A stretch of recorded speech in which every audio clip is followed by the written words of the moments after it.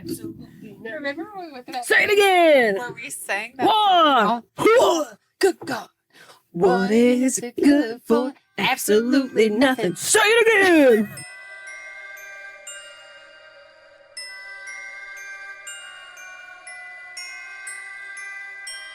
Whoa. I don't remember what How? made us get into that a couple years ago. Where, why?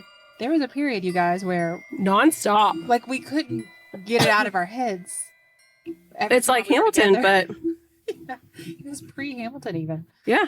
But I love that you just brought it It's back. almost like Cher. Do you believe in love? I think I've told you this before, Say. but I can distinctly remember having just gone through a breakup, Oh my god! Oh my god! Oh my god! and I'm walking through the Garrett County Fair, Mm. And it that just like song started heals your playing. wounds. And I was like, yes. I 'Cause this do. part where she goes, I've had time to think. You just it see through, Megan walking through the and fair. maybe I'm too doing good this. for you, and I'm like, I am. Megan's just I am pumping her too good for fist you. to Oh, share yeah. at the fair. I was jamming out to share. Share at the fair. It was like Oh 1999. my god! Good for you. I mean, that was my breakup anthem. Because I was just like, has there ever been a more perfect breakup song? oh my god! I don't think there has. No. If you don't know it, you should all go listen to it. Mhm. It's just Believe by Cher. And you will believe afterwards. Mm. All my breakup anthems in high school were like dashboard confessionals. That's a more normal. Every time. Hello. Every time. I don't know how to work a mic. I've only been doing this for 5 years. Leave me alone. Oh my god, it's been 5 years. Hey. Oh, Cher. hey. Guys, this is the widget. The widgets. We're doing big things here, guys. Wishes, Magic, Murder, and Mystery podcast. Listen, it is afternoon. It's evening. We've never recorded this late. We today. haven't, so we've been working all day and now we're wild. I was on the radio today. She was, my gosh, It guys. was I'm so so fun. proud of her. All week long. I get to be on the radio. It's so cool. It's a good time. Okay. Mhm. Kara has an episode. I sure do. It's an alien one. I searched and searched and searched and made sure that we did not cover this because I was like, it doesn't sound familiar at all, but we've done a lot of alien stuff. Hey, let's do it real quick. You just reminded me. Yeah. Real quick. Thank Aliens are in the corner. you to Rebecca for sending us, because she sent us some good. There's an alien Yes. book and I think 2 alien magazines. Mhm. I can't She wait. sent us just a whole bag full of books and magazines. Sweet little Rebecca. It's perfect. And I was like, I think I told you this already, but when I was looking through the collection, it's like witchy stuff, self-care, Reiki, mhm. and like a journal, and then like serial killer, paranormal, haunted places, aliens. Aliens. And I'm like, no wonder Rebecca loves this podcast. Yeah, exactly. It is literally everything that we do. It's our whole thing in a bag. I So love it so that much. was great. And I've already like gone through and gotten so many. I wrote down all these episode ideas. Ooh, from 'em. fun. Yeah. Yay. So I've already put some on our shelf back there. I'll Oh, show you. cool. Okay, cool. Okay. Okay, so I'm going to get some of my beverage. Okay. I'm going to readjust. Am I? Yes. Yeah. Okay. Yeah, we I'm match. good. It's good. We're talking into the right. What was that? It's a bird trying to give us stuff. Okay. Megan. If you're on the Patreon, you've seen a video of our new recording space, which is very exciting. And you know the windows where the birds hang out. And they leave us things. They love us. They're so excited that we're in here right now, apparently. Okay, guys. So today I'm diving into a case that's left people scratching their heads for decades. They agree. They're scratching their heads about it too. I don't know.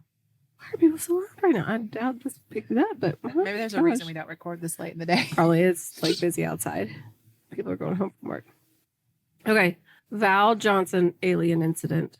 Have you heard of this one? No. Oh, it's interesting. Okay. Picture it. It's the early hours of August 27th, 1979. Marshall County, Minnesota. Don't you know? Don't you know? Okay, it's the kind of rural, quiet place. Nothing really happens here, especially not at like 1, 2 in the morning. We've got Deputy Sheriff Val Johnson just doing his normal routine patrols, driving around in his car, in his unit, his squad car. Just down, quiet little That bird really wants us to have something. Mm-hmm. He's driving around his car, just super quiet stretch of road. Nothing usually happens over here, and he's not thinking anything of it. So, it's about, this little stretch of road also is about 10 miles west of the small town Stephen. I was like, oh, a town named Stephen. Yeah. Cute. Okay. Val Johnson wasn't just any guy in a uniform. He was said to be a very respected deputy. People said that he has a very good head on his shoulders. He was not the type of man to get spooked easily. But something happened this night that just changed him as a person. Oh my God. Oh, that's a lot. Okay. And it left physical evidence that nobody could explain. Aliens. Okay. So he's driving along and he sees something strange. It's like a bright light hovering above the road. And he's like, what the heck? He was like, oh my gosh, it's a small aircraft. Like, is it attempting a landing, like an emergency landing? Like, what is happening right now? So he turns onto State Highway 220 to check it out. And it gets weird, like real weird. It's light, but it's not just hovering. It is moving. And it's not just moving around, like bouncing around. It's racing towards him. Oh, no. It sure is. So just imagine this big blinding white light coming at you at like crazy speeds. Before he can react, he says it engulfed his entire vehicle. He hears glass shattering and then silence. Oh, no. He loses consciousness. And when he comes to, about 40 minutes later, his car is at a complete stop, perpendicular to the road. Both his watch and his car's dashboard clock are 14 minutes behind. Oh. And those are the minor details. Okay. So 14 minutes are gone. His patrol car is a mess. The windshield's shattered. One of the headlights is broken. The emergency lights on the roof, they're damaged. And the radio antenna is bent at a 45 degree angle. Okay. Yeah. So he also has this big knot on his forehead, and his eyes are red and irritated, like he's been staring into a bright light. When he was seen by physicians compared it to a welder burn. Whoa. 14 minutes. Okay. 14 minutes. He had a knot on his forehead. Okay. So he calls it in, and the Marshall County Sheriff's Office arrives on scene, and they're completely baffled. They said the car coasted for several hundred feet. Some of the articles I read said over 800 before it stopped, but there were no skid marks. Can you pause for a second? Yeah, you need to. Why is it mine as mixed as yours is? Do this with your wrist. You're just asking for trouble. You know I'm going to drop this. See there. You're right. Okay. You did it. I just looked over at yours and got jealous, and I couldn't wait. I'm like, wait, why does yours look better than mine? Why is our beverage different? Guys, we're drinking my favorite. It's a wild berry spritz with blackberry cold foam, and it is so I'm pretty sure good. We've talked about it on the podcast before because it's so freaking good. It's just a berry and mixture. it's like 70 degrees here today. Oh my God. After, all this talk, we're so happy right now. After all we've talked about is being cold for 2 weeks. And it's like perfect weather up here right now. The sun is shining in the windows. The birds are giving us trinkets. Our beverages are tasty. What more can you ask for? Okay. So, like I said, the car traveled over 800 feet before it stopped, but there's no skid marks. There are zero signs that he even tried to brake or swerve. It's like maybe something just picked up the car and moved it. Oh. And placed it in a different position. Weird. So weird. Yeah. So it gets a little weirder. Investigators from the sheriff's office, the Center for UFO Studies, and even engineers from companies like Ford or Honeywell examined the car. One of the engineers suggested that some kind of high-velocity air blast might have bent the antenna but no one could explain the shattered windshield, the delayed clocks, or what happened to him physically to give him like a whelp on his forehead and the burn in his eyes. Even a high velocity air blast, you think, could maybe shatter the windshield, right? Mhm. Like if it was just like, Yeah. I don't know. But that's crazy. Oof. Okay. He described the light as intensely bright. He said it felt like it had a physical force. And people were like, he is not the type of man to make up these stories. And he never once changed his account. He never wavered, but not, obviously not everybody's convinced. Yeah, but I do feel like that's one thing that we see a lot in our alien stories is the people who are the ones who've been through something. Their stories do stay the same. Yeah.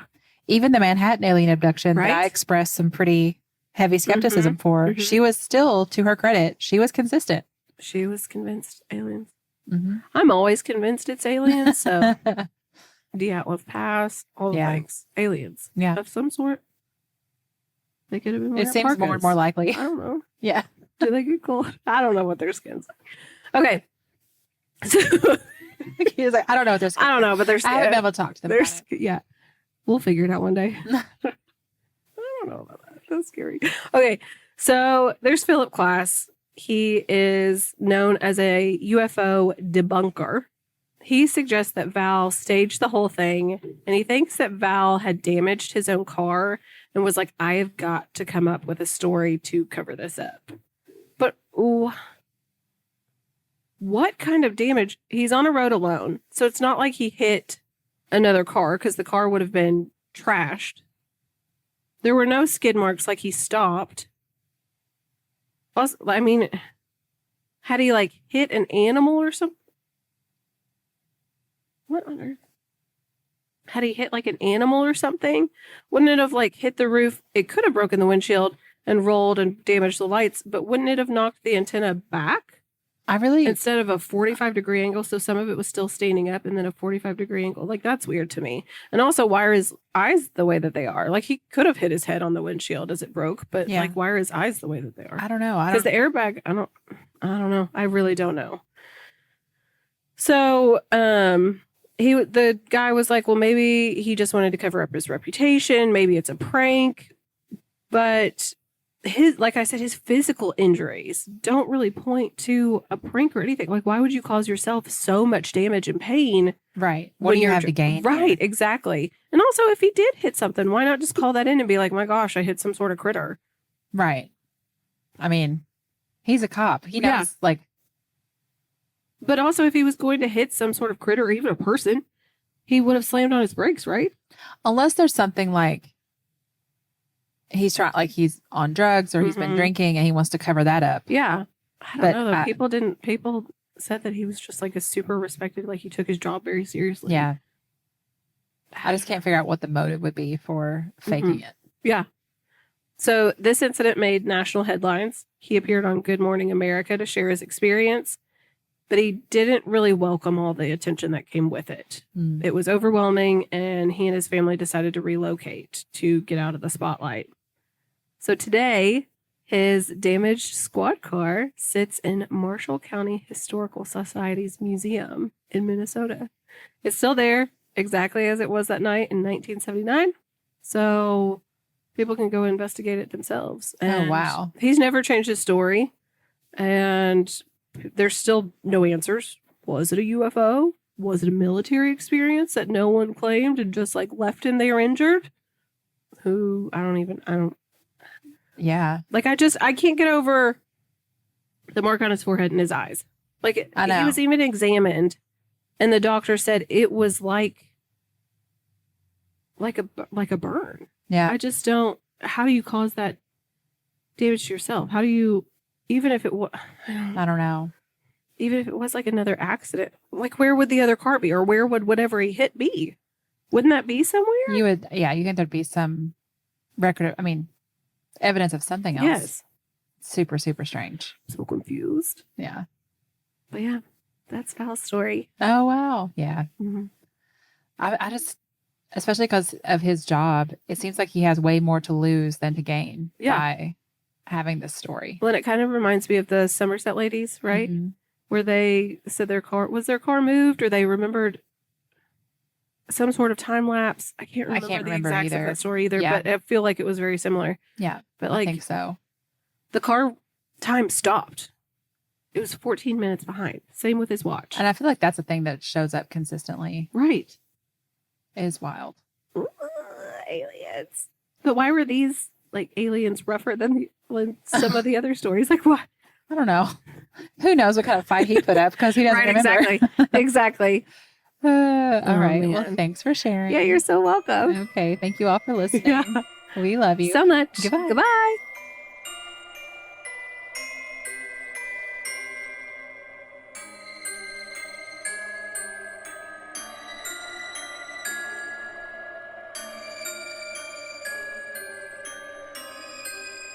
And the Marshall County Sheriff's Office arrives on scene and they're completely baffled. They said the car coasted for several hundred feet. Some of the articles I read said over 800 before it stopped, but there were no skid marks. Can you pause for a second? Yeah, you need to stir. Why is it mine as mixed as yours Do is? this with your wrist. You're just asking for trouble. You know I'm going to drop this. See there. You're right. Okay. You did it. I just looked over at yours and got jealous. And I couldn't wait. I was like, wait, why does yours look better than mine? Why is her beverage different? Guys, we're drinking My favorite. It's a wild berry spritz with blackberry cold foam, and it is so I'm pretty sure good. we've talked about it on the podcast before Yeah. because it's so freaking good. It's just a berry and mixture. it's like 70 degrees here today. Oh my god! After, I all think this we're talk, just, like, we've so happy right now. We're after all we've talked getting- about is being cold for 2 weeks. and it's like perfect weather up here right now. The sun is shining in the windows. The birds are giving us trinkets. Our beverages are tasty. What Okay. more can you ask for?